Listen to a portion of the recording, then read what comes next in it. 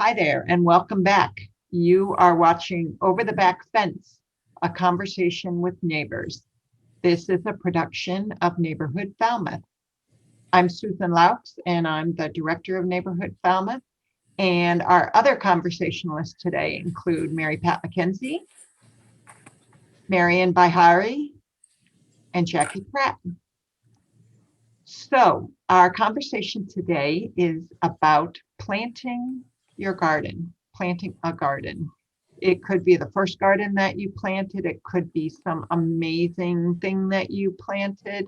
Could be something that you planted, didn't work out so well. Any of it.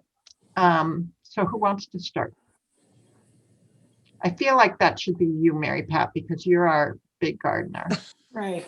Our master gardener. Yes. Mistress gardener. Oddly enough, my grandmother gardened and I used to help her, but my helping was, as a small child, was simply walking around with the basket when she cut flowers. You know, there was no involvement particularly. So we lived in the home of the potato, Prince Edward Island, right after we were married. And I worked for CBC. And the first summer I was there, my producer, who had a huge farm, he had a big pig farm. He said to me, I really, really, really want to do a show. And it was a radio show.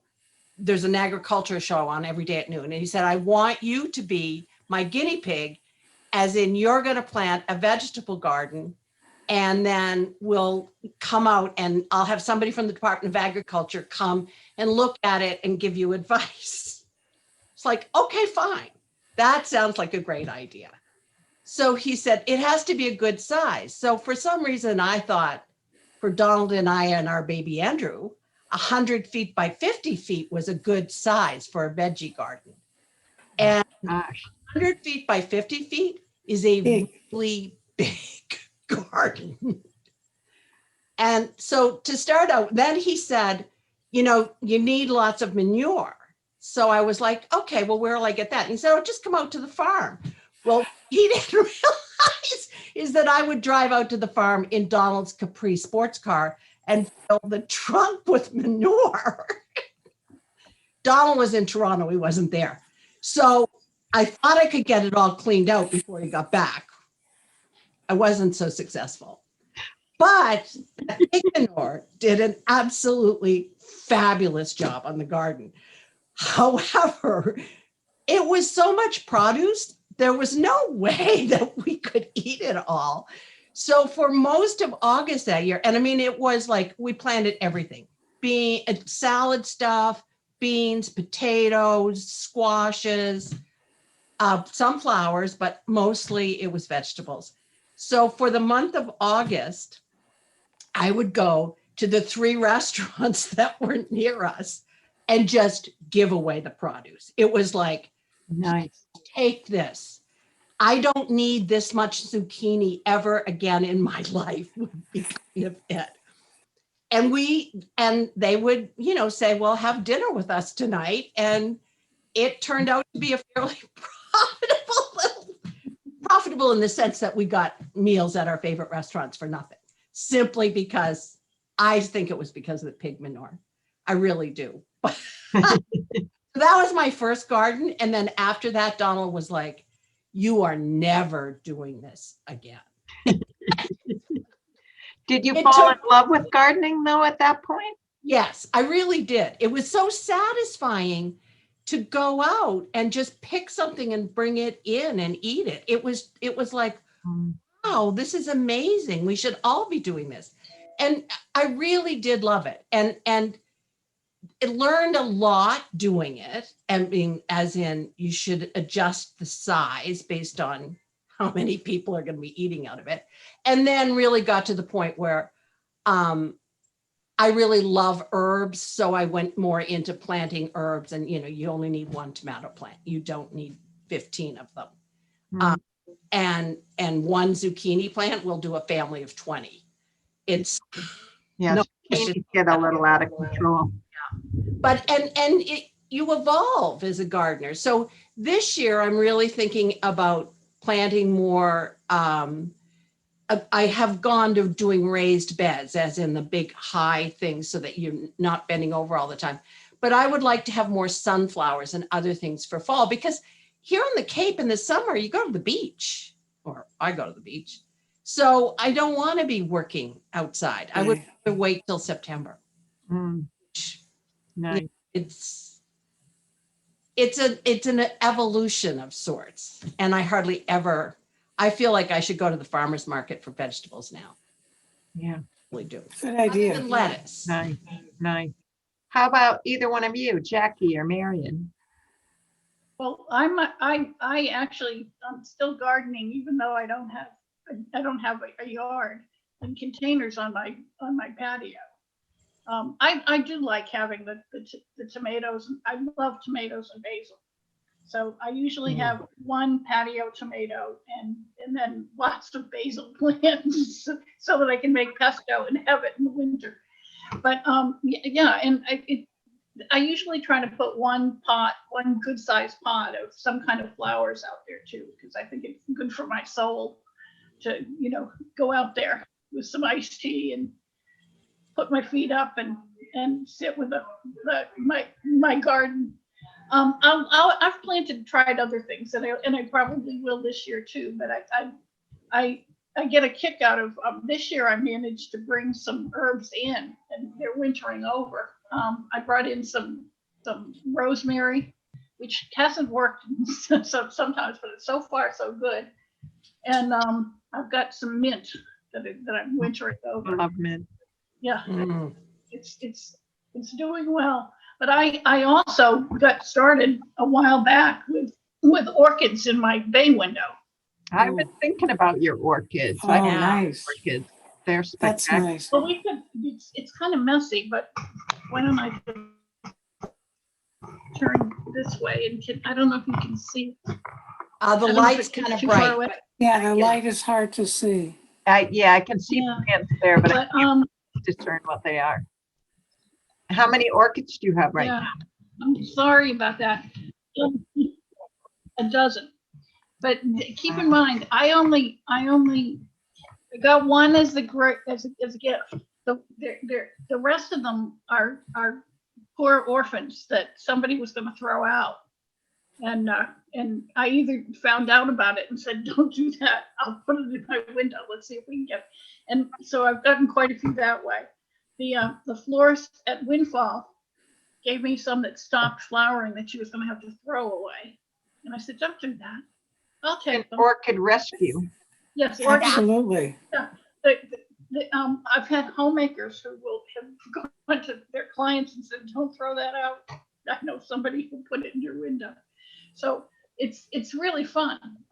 At Christmas, I have Christmas cactus that actually my daughter bought me back when they would sell the $1.50 Christmas cactus outside of Job Lot or Christmas tree shop. And I have those, and they were all in bloom. Nice. Yeah, so it was fun. There was a lot of flowers. I'm surprised because the thing is that it hasn't we've had a lot of gray days, in the lately, but they seem to be doing okay. They slow down in the winter, but Right. spring. Don't we all? Yeah. Yeah. And I was really nervous because I had a fire alarm crisis last week, but I had one that was going off. There was no heat source anywhere for it, and so they had to come replace that. But I opened the back door and thought that maybe it's just something that was setting it off. And then I couldn't get back there again with all of the maintenance people and other people. And so I was a little back. It was one of those really cold days, but the plants seem to be doing fine. So it's been a week. They aren't brown or curling or anything. So I guess I dodged a bullet on that one. But and I got brand new spanking smoke alarms now. But And I'm not unhappy that we have really great smoke alarms and the sprinkler system and everything. It's, you know, but, Yes. yeah. The right choice, that's for sure. Yeah. Oh my gosh, that's great. How about you, Marion? Well, I'm more of an indoor gardener. My mother-in-law loved plants, and she used to take me when we lived in New York to all these nurseries, and she was a succulent and cactus person. And she had them. She lived in Manhattan, and she had a window view. She must have had 60 plants just on her front window. I like them, but I started doing getting interested in other plants. So I'm really more of an indoor person. Here, I have a northern exposure at my front porch, so I can't do too much there except big ferns. So a couple of years ago, I wanted to try vegetables, and I had never done that before. And I have bad knees, so I did get raised beds. I got really nice dirt, and then I went and bought some plants, but I didn't know how many to buy. And as usual, I bought too many. So I put them in, just like Mary Pat. I put them in and I'm watering them and I'm watering, not much is happening. And then all of a sudden, I had more tomatoes and more herbs than I knew what to do with. They were hanging all over the place and I couldn't give it away. People, oh, thanks, I have my own garden. And it just got to the point that I had so many tomatoes that they started rotting. So this past summer, we had our deck redone, so I couldn't do it then. So this year, I don't know what I'm going to do. I may just stick with plants and not go for the herbs and the vegetables and go to Soar's Nursery and just pick it up there. So, but I do love indoor plants, but they do take a lot of time. They do. And my mother-in-law showed me one thing to do. Every plant needs to go to the sink to get watered. Well, if you have a lot of plants, that takes a long time. That's a lot. And Because of the drainage? well, for the drainage, well, if I have it in a pot with no drainage, that you can't do that. But it's better for the plant if you water it, let the water go through and then water it again. But it does mean spending an awful lot of time watering plants. So in the wintertime, it's not as bad. They don't need as much water. But in the summer, I feel like I'm watering all the time. So I can't say I'm an avid outdoor gardener, but I am a good indoor gardener. And people have brought plants to me to be repotted that they're afraid to do. And I just hack it to death and put it in another pot, put new soil in it, and it grows. So that I can do without looking, batting an eyelash. That's great. But don't give me a tomato plant.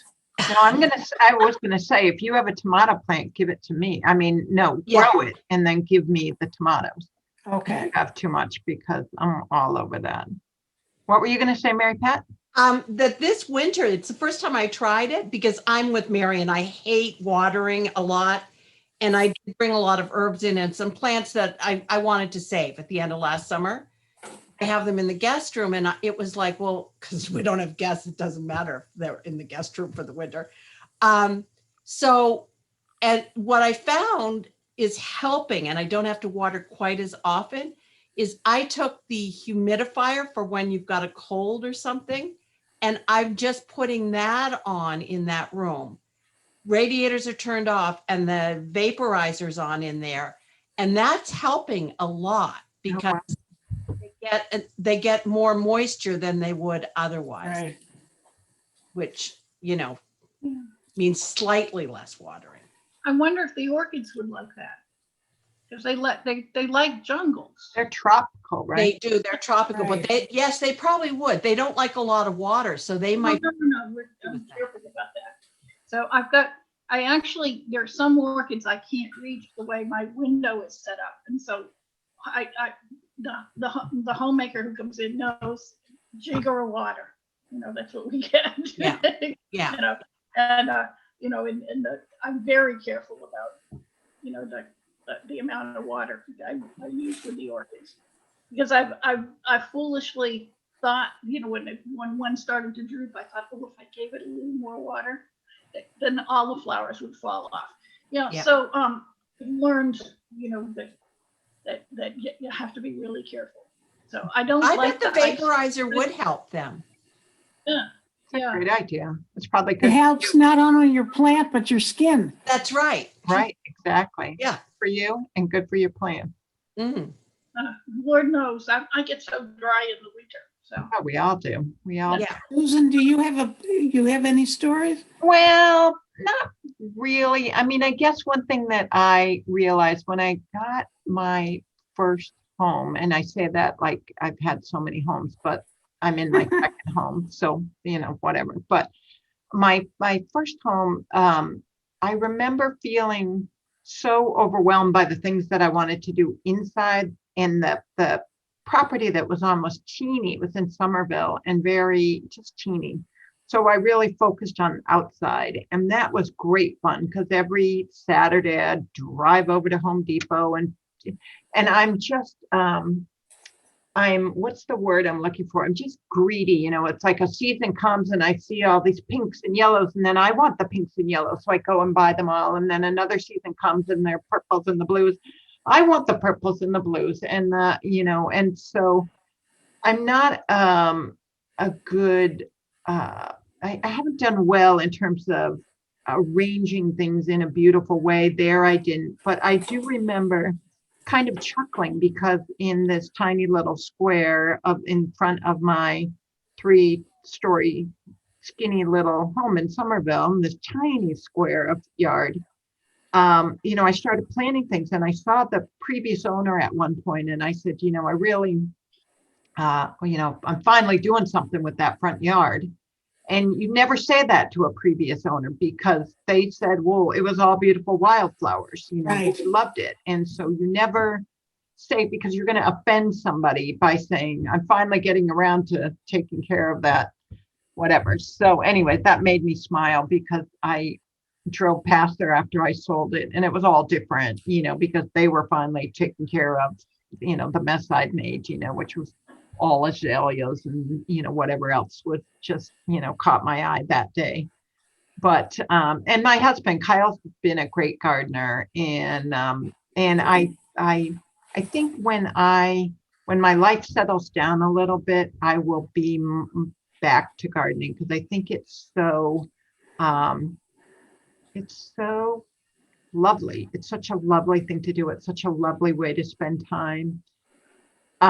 But I feel when the weekend comes, I'm either too tired and I just want to, flake out and read a book, or I'm overwhelmed by the idea of what I could be doing and should be doing, and, picking weeds out of the rocks in the driveway, that kind of thing. So anyway, so I'm more, looking ahead towards gardening days than really, having much right now. Therapeutic. It really is. It takes your mind completely away from everything. Right. Well, I have one problem. I bought my house, and between my house and the house next to me, somebody beforehand planted bamboo. Oh, that's kind of a cool plant, but it's So so we invasive. have lived here now 19 years. I am now the bamboo specialist. And let me tell you, do not in any form plant bamboo, even if you put a barrier in. I have spent a huge amount of money trying to get rid of this stuff, and it just creeps. And it's gone the whole length of our houses, and we had to pull some of it out. We were afraid it was going to go under the concrete across the street.